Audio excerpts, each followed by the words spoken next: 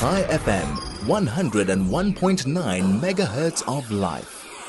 You are on 101.9 High FM. This is Bump and Beyond, and I am Jolandi Dr. And we are talking parenting. I am going to be even more excited today, as we will be joined later by expert pediatrician Dr. Enrico Maraschin. Remember, this show is all about parenting. I get to share my views and my insights and my expertise. I have 2 kids after all. And you get to share your views, insights, and your expert views, of course. This is a judgment-free zone. Everything goes. Not everything, but no judgment. But this is a judgment-free area. So we want to give you different opinions so that you can make informed decisions on your parenting journey. Like I said, up today, we have expert insert with Dr. Enrico Maraschin, and we are going to be talking about baby checkups, those health checkups that you go to quite regularly in the beginning. What you need to know, why they are important, and of course, how you need to prepare for them. That's what we're going to be talking about today. So I want to talk with you, and I want you to send me your questions and insights. And the question I have for today is, what is it that you wished you knew when you went to the doctor's checkup with your baby the first time? So if you are a parent of a bit of an older baby, older child, even a grandparent, if you've gone to a doctor's visit ever before, I want you to answer the question, what it is that you wished you knew when you went to the doctor's checkup with your baby for the first time. You can phone us on 010-140-3020. You can even send us a telegram on 061-895-1019 or SMS us on 34519. SMSs are charged at R1.50 per SMS. I remember in the beginning with my children, with my son, who is the eldest, even just leaving the hospital initially was quite a journey. I think we drove like 20 kilometers per hour on the road back because we were so nervous and not in control. So send me your thoughts on what you did. I'm looking forward to it. High FM, your station of choice since 2008. As I mentioned, the question for today is what you wish you knew when you went to the doctor's checkup or health checkup with your baby for the first time. As I was saying before, my first journey with my son was a journey in the car, and just getting ready to go outside with a baby was, for me, mentally, I had to prepare myself. You're so nervous that something's going to happen and you're not going to have everything. And I think I overpacked slightly on that first journey out. I was also so frantic when my son was crying in the car that I probably, in a literally 2-kilometer stretch, I probably stopped 3 times on the way to check that he was okay. My daughter, the second one, was a slightly different experience. As I just assumed if she's crying, she's alive, so she'll make it. But we have some listeners that sent in some WhatsApps for us to share what they think you need to know on your journey. Hello, I'm Megan, and I have a few top tips for when taking my babies and children to the pediatrician. One of the top tips would be making sure you make the appointment in the morning when my children are least tired and they can cope with a bit of a long wait. There's always a wait at the doctor. And the second thing would be pack snacks, lots of snacks. Snacks makes the time go quickly and they don't have to wait that long. The third thing would be taking a couple of activity books, whether it's colouring in a piece of paper and a Koki for even a very little one under the age of 1. They just like to scribble and draw circles. Even stickers, they can stick stickers on their hands on a piece of paper, also helps time pass quickly. The fourth thing I do is I take a list of questions that I've had over the last couple of weeks or months since I last saw the doctor and run through those questions, and I often keep a record on my phone. The other thing is taking a sense of humor, because sometimes waiting can really get you down and can make you anxious with your children trying to run around and screaming at the doctor's office. Good luck. Hi, my name is Lisa. Things that I wish I had done when I had a doctor's appointment would be two things. The first would be to write a list of any questions that I have that I want to ask, because invariably the doctors are fully booked, and you get distracted by where the consultation goes, and when you walk out you're going to remember two questions that you didn't ask. So if you notice something between visits, or if you're going because your child is sick, something that you want to ask about breaking fevers, or feeding, how much feeding is enough, just write them down so that you know that you can ask those questions quickly while you're at the doctor's rooms. And then another thing that I wish I had known was that if the doctor doesn't seem to be taking you seriously and you are worried about your child, don't be afraid to get a second opinion, because a mommy knows her child the best, and children have the very bad habit of exhibiting all their symptoms in the evening and looking 100% when you're actually in the consultation with the doctor. So always trust your instincts and always insist that you are heard, because you're the voice for that baby. All right, bye. Hi, this is Janine, and these are my top tips for when visiting the doctor or the sister with your baby. So first tip is always try to schedule it, if possible, not within a nap time. So try to schedule it for after nap time. Even if you have to wake your baby up a little bit earlier from their nap, it's better than you waiting in the waiting room and it goes into nap time, and then it's much harder. Second tip is to take some form of entertainment for your little ones. So some little books or toys or something. If you allow screen time, have a cute app on your phone for them to keep them busy, but keep that as an absolute last resort. And then the third tip is have some feeds there. So if it's a bottle fed baby, have a feed there that you can get ready for them if you're going to wait long. If your baby's already on solids and snacks, take some snacks with, so that it doesn't become a problem if you end up waiting a while to see the doctor. And my last tip is to be prepared with your questions. So at home, make notes on your phone or on a piece of paper that you want to ask the doctor or the nurse, so that you don't forget, especially when your baby's getting fussy and difficult and you guys waited an hour to see them, then you're going to forget half of the things you actually wanted to say. High FM, 101.9 megahertz of life. Thank you for sharing. You're clearly smarter than me. I wasn't so fully prepared, hence why I'm talking about this today. I have to say, from my personal experience, I feel that the key to a pediatrician is the receptionist. You have to be very nice to the receptionist from the get-go and get to know them, because they have the keys to the pediatrician. So not only pack snacks for your kids, pack snacks for yourself, and a cupcake for the receptionist, because she is the one who's going to be able to squeeze you in between appointments if your baby's really sick and things like that. So don't forget about the receptionist.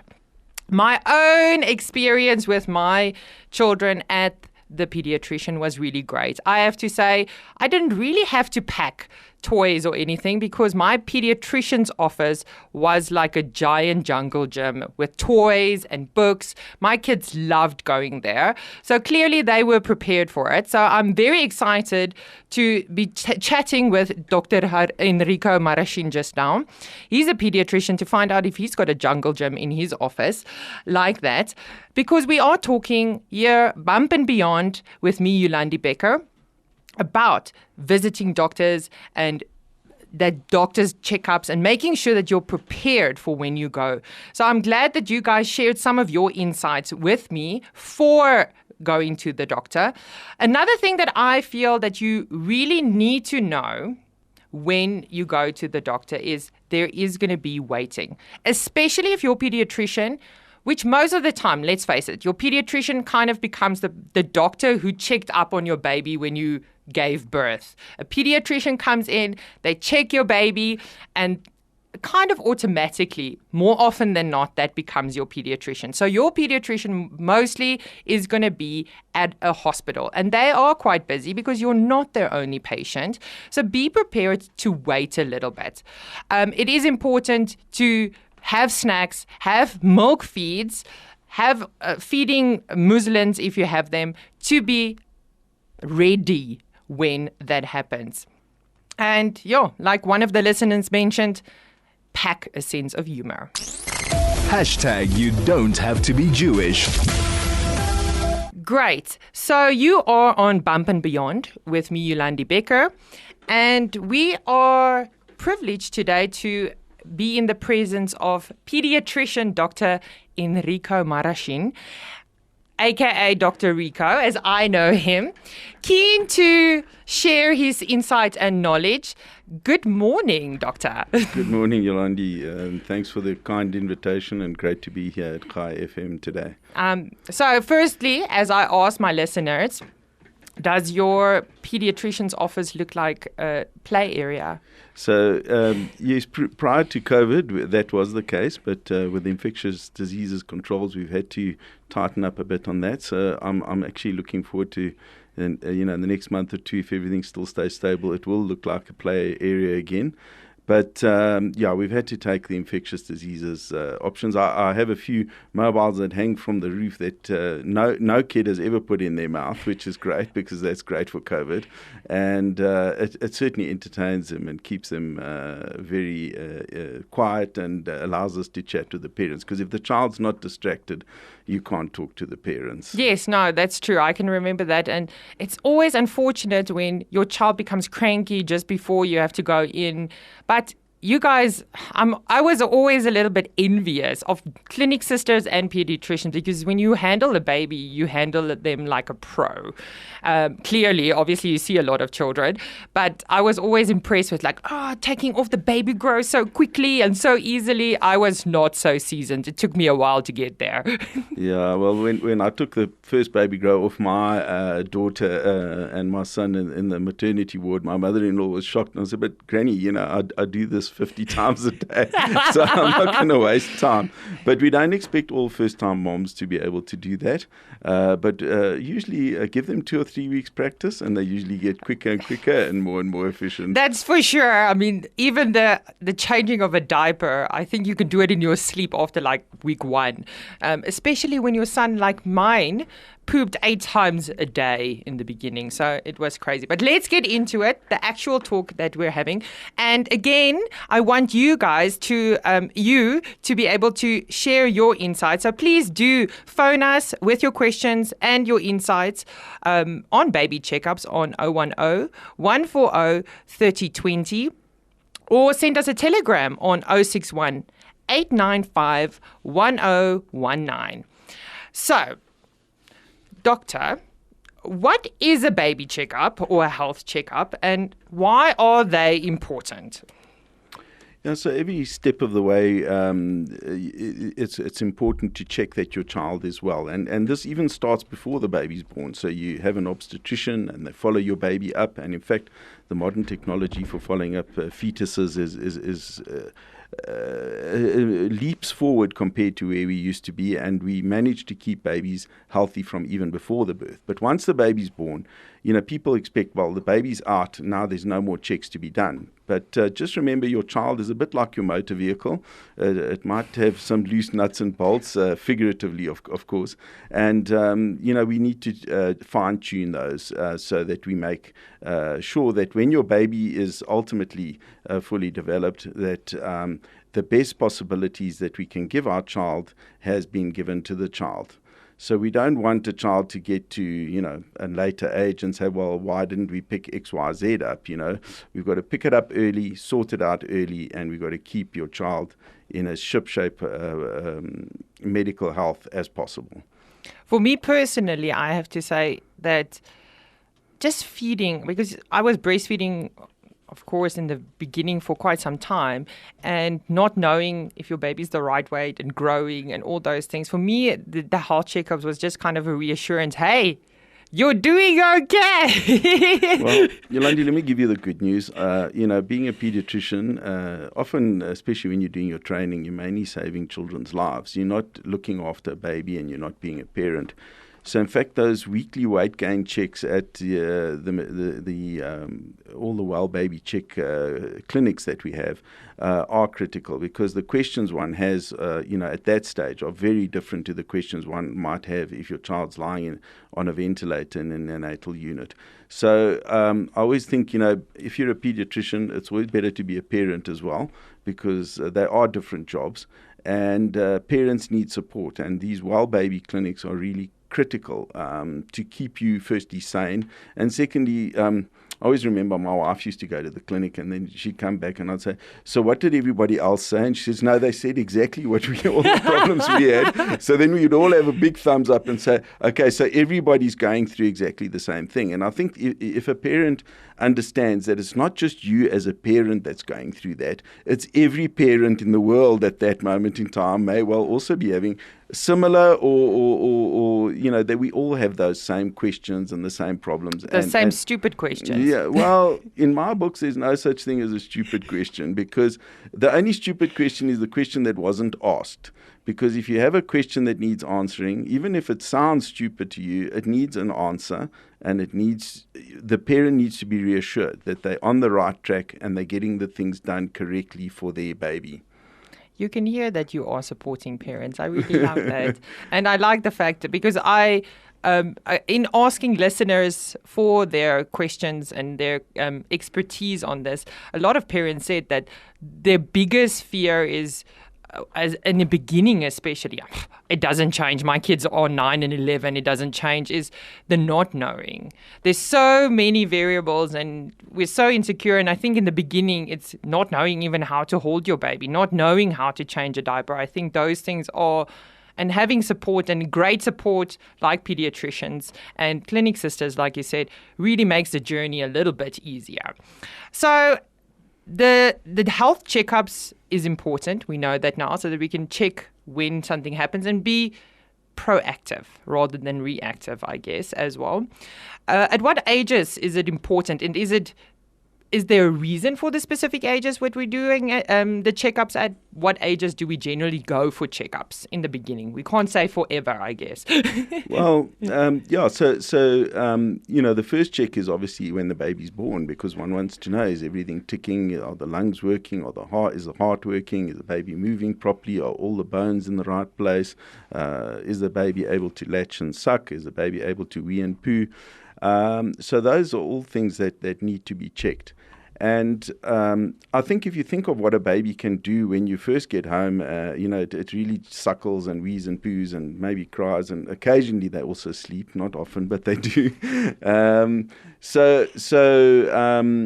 If you think of the child at 1 year of age, this child's going to be running around. It's actually starting to communicate, and in fact, almost the sort of the king of the family or the queen of the family, running the show, telling everybody what to do. When they started out, not really doing much.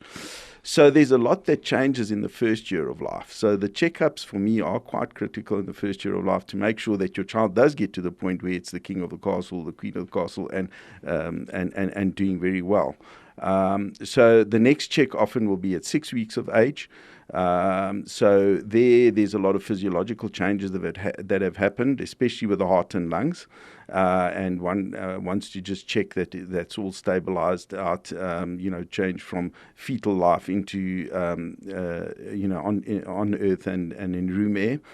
And then thereafter, we check every 3 months. So we'll check at 3 months and the issues that we'll discuss there. And an important one at 6 months, 3 months is that we're going to be introducing the solids at 4 months. Then the next one is 3 months later, at 6 months of age, when the child starts sitting and moving and vocalizing. And then also, we at that stage, importantly with the feeding, is to teach the child to feed itself, because that's quite an important developmental stage. And then at 9 months, the child starts getting around the house. And the big thing at 9 months for me really is the discipline. There's been a big shift on how we discipline children. And I have a long discussion with parents at that 9-month checkup on positive discipline. And luckily, there are also, I'd encourage moms to go onto Instagram and specifically look up positive discipline and positive parenting, because that's what's going to change our society for the better going forward. So no negative means of discipline, and only positive. And look out for information on that. That really does help parents.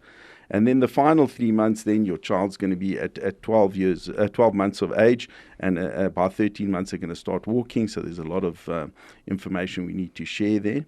And then in the second year of life, it's just every 6 months, because they develop a lot less fast. So, there are less things to check. So there'll be the 18-month checkup, 2-year checkup.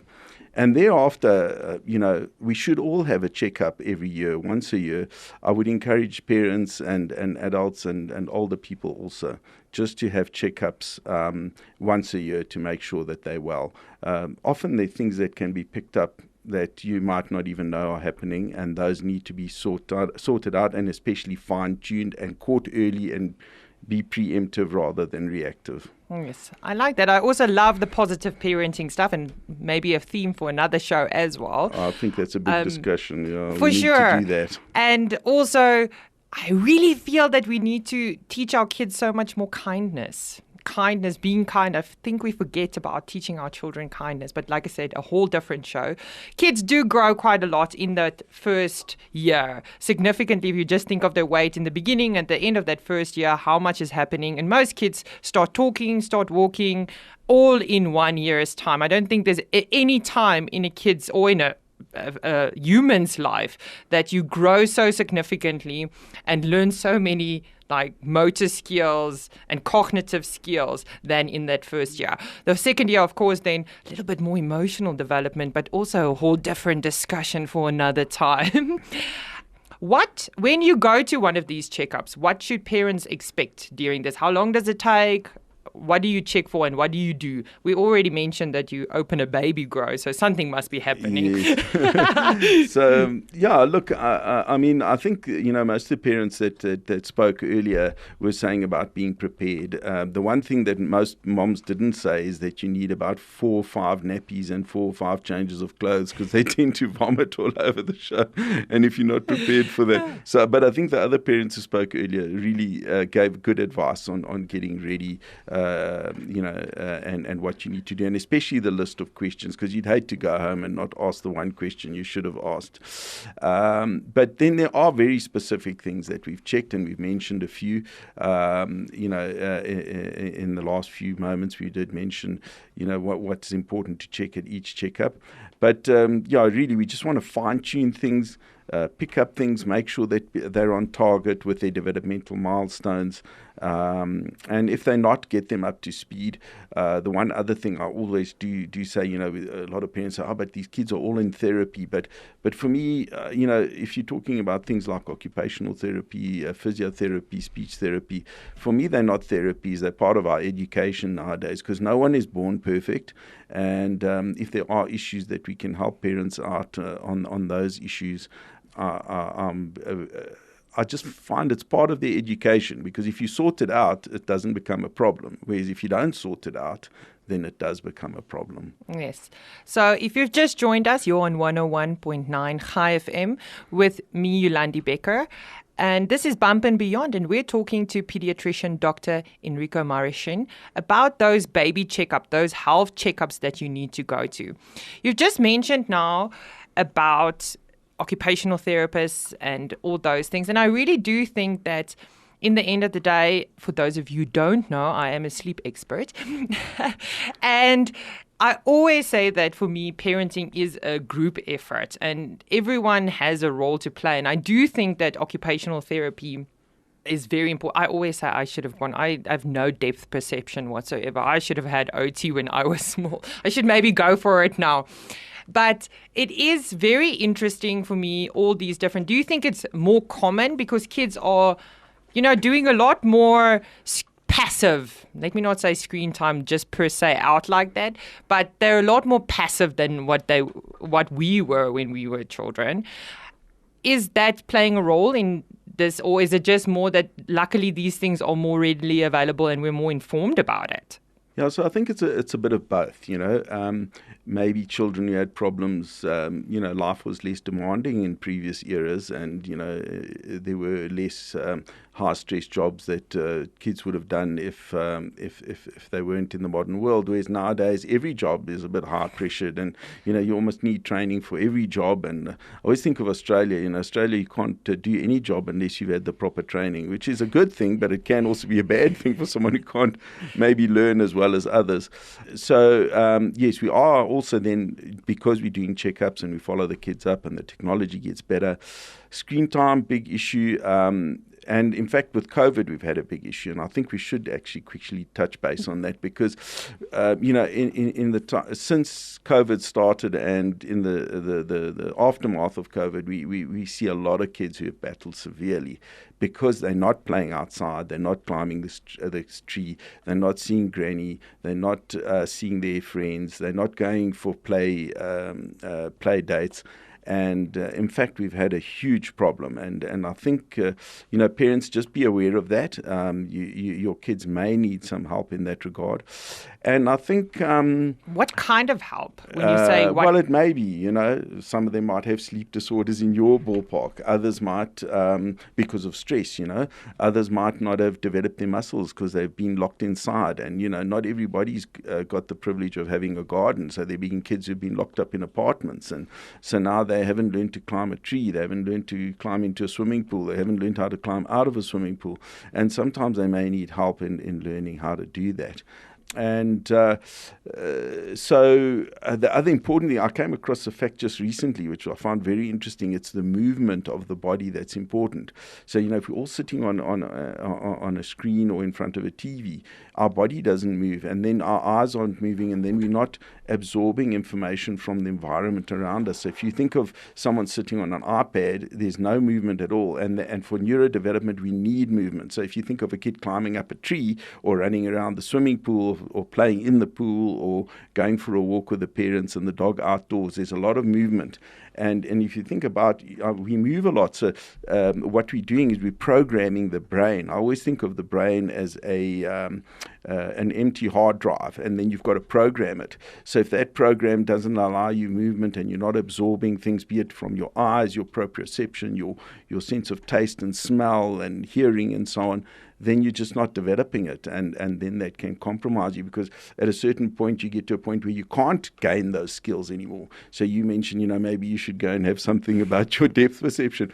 As an adult you can help a little bit, but as a child you can help a lot, and you can, that you can really work on. Yes. I remember now talking about this development and those things that kind of build onto each other. And it is really, I always feel like development is like a ladder. It's like one step that builds onto each other and the next. So if one development milestone is missing, it's not the end of the world, but it is a little bit harder to get to the next step. And yes, and I think that's why it's important to have these checkups and to go for these things so that you can see if you're missing something and rather catch it early than later. Is there something that you feel that parents need to prepare for? What do they need to prepare for these visits? You mentioned the list of questions. Is there other things that they need to have readily available? Should they Google some questions before they come to you? Yeah, so look, everything is around the technology nowadays, which is a good and bad thing. So the good side of it is that they can Google, okay, so what is the doctor going to do at the 6-week checkup, and what is he going to do at the 3-month checkup, and what is important, and I think maybe the developmental phases. So look, mostly when I ask parents, they know the answers to the questions. Does your baby sit? Does it roll over? But sometimes I say, but I haven't noticed. Or for example, I ask them, can they transfer an object from one hand to the other at the 6-month checkup? And often people will think, well, hang on, and then I have to prompt them. Okay, so does the kid maybe put the thing in the mouth and then transfer to the arm? Oh yes, yeah, that happens. So maybe if you do Google these things, it's not a bad thing. And then I think there are apps that help you through these things. But also not to forget about your gut instinct. I think sometimes parents forget it, and moms, I think they're born with this huge gut instinct about what their kid's all about. And I'm always scared. That's why I said there's no stupid question, because, if a mom is worried about something, you don't poo-poo her. There may be nothing to worry about, but maybe just remember that mom, she's using her communication with their child 24/7, and it's not just what they say and do, but how they absorb it, how they feel it, so don't forget about gut instinct, not only all the apps. I love that. Thank you. High FM, 101.9 megahertz of life. If you've just joined us, you're on Bump and Beyond with me, Jolandi Becker, and we're talking to pediatrician Dr. Enrico Maraschin about baby checkups, wellness checkups that you need to go to. If you have questions or you want to telegram us, please send us a message on 061 895 1019 to share your expertise and insights into this. So, Doctor, a last question before you go. A thing that I never knew, and I probably should have also, I've done it now, my kids are 9 and 10, is when should you be checking for hearing and for the eyes, those type of things? Yeah, so in fact, those are very early on, because as we've mentioned, you're absorbing your environment around you, and sight and hearing are very critical. So with the eyes, we just do a very brief check at birth. And in fact, we just recently had a case where a child was picked up as having cataracts before it was even born on an ultrasound before the birth. So the technology just gets more and more amazing.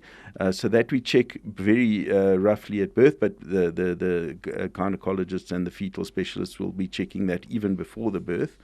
And then the hearing, a lot of clinics offer hearing tests at birth, but our clinic waits until about 8 weeks of age, because we found a lot of kids still had fluid behind their eardrums when they were born, and then the mothers get a bit hysterical because they're worried now the kid can't hear properly, but it's just because there hasn't been time for the fluid that was there from fetal life to be cleared into the nasal passages and then allow the baby to hear normally.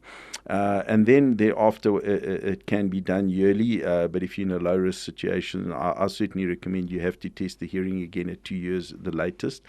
And then the eyesight, obviously we'll be keeping an eye out as to whether the child's reacting to things around it. If the baby's born prem, then we do get an eye check by an ophthalmologist before discharge from the ICU if they're born before 32 weeks of gestation, because prematurity of the eyes can cause retinal problems that need addressing.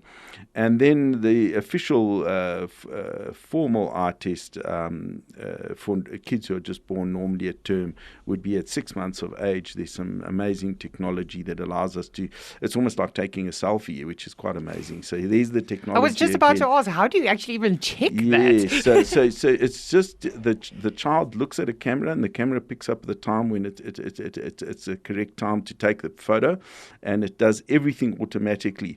So, even in low care settings and in rural settings, it would be nice to see these machines starting to creep out into the lower care settings where we can screen for eye tests.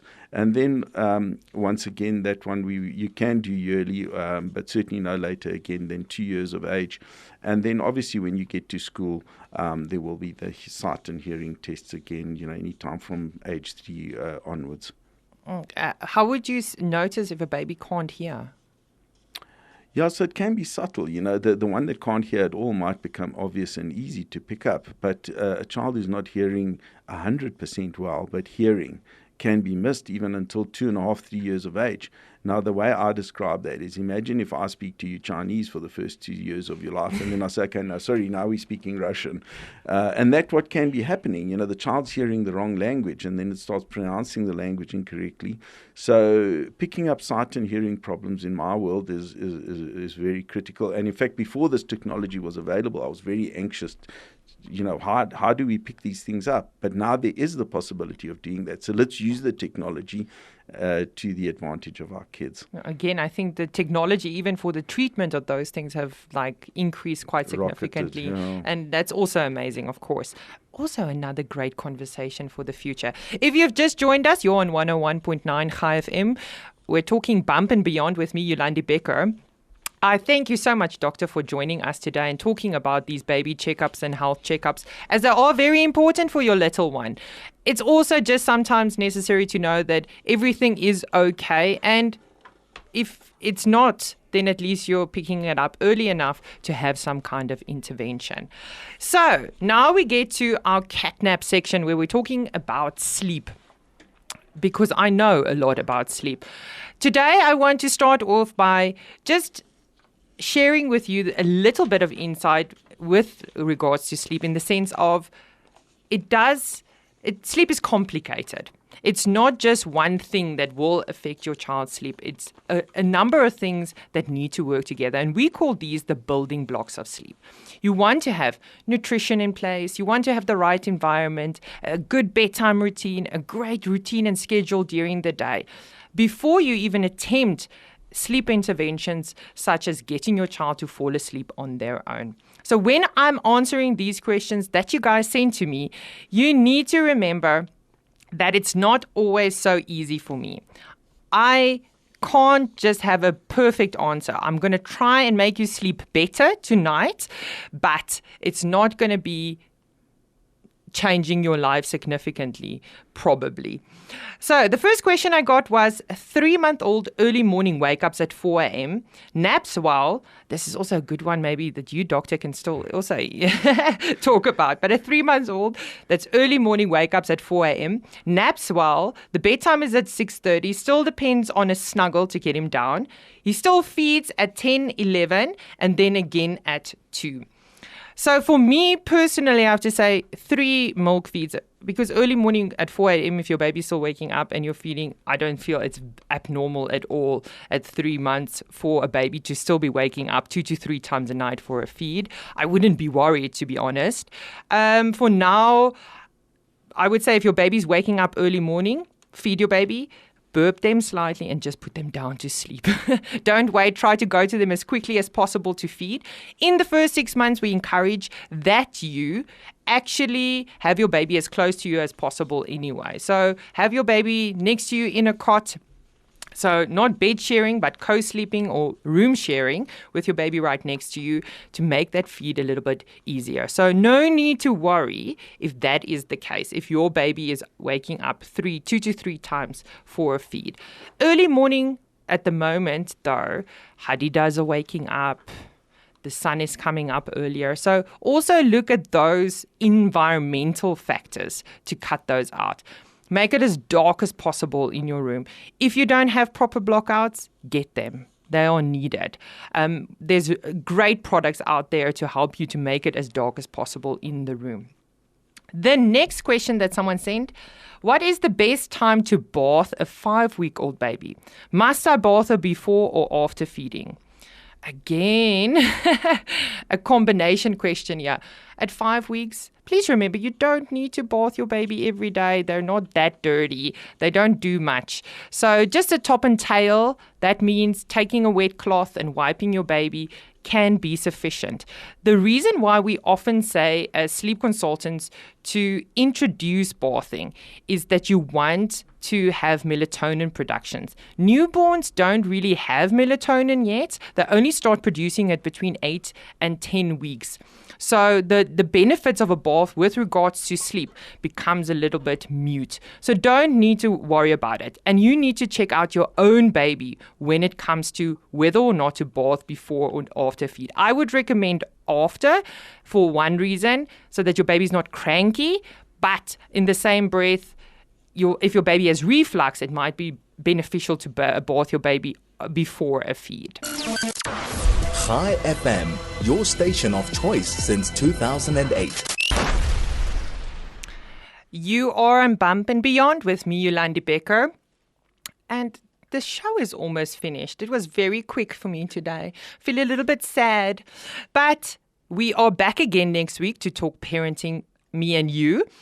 I am planning a show, not for next week, but in the future, to talk about fertility and struggles with getting pregnant. If you've had struggles with getting pregnant, please do send us an email on air@chaifm.com or bumpandbeyond@chaifm.com. As we would love to have you on the show if you're comfortable with sharing your journey. We would really love to have you on the show. So please do send us an email as we want to touch base with you. This show will be available on a podcast afterwards. So check out chaifm.com for the podcast. Next week is going to be also an exciting, fun show, as we're going to be talking to Amanda Miller, a registered nurse and expert in baby sign language. That's going to be fun. And the question for the week, if you already want to get your answers in, will be to when did your baby start talking? And share with us some of the funny things that your baby said when they learned to speak. Mispronunciations of words and those type of things are what we're looking for. Let's have some fun with that next week. Remember that our telephone number is 010-140-3020 and you can telegram us on 061-895-1019. So, in the final analysis, it's not what you do for your children, but what you have taught them to do for themselves that will make them successful human beings. We have, on this journey of parenting, spoken today a lot about the things that you need to check and have those checkups. Remember to also check yourself when it comes to parenting, to see where you're at as a parent. I love being a parent, and I also find it very annoying, and I find it sometimes very frustrating. And I'm not the only one, I'm sure I'm not the only one out there that has these struggles. I want to remind you today that it is possible to have more than one feeling at the same time.